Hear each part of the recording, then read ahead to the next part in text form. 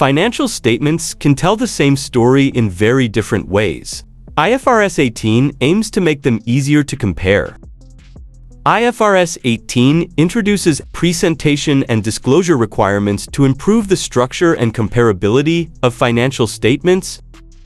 IFRS 18 focuses on three key improvements: clearer categories within the statement of profit or loss, greater transparency for management performance measures, enhanced disclosures that help investors better understand financial performance. The goal is simple: make financial reporting more useful, more consistent, and easier for investors, lenders, and analysts to compare across companies. Next, we'll compare IFRS with US GAAP and highlight the biggest differences every finance professional should know. Subscribe to AI Finance Hub and keep building your IFRS knowledge.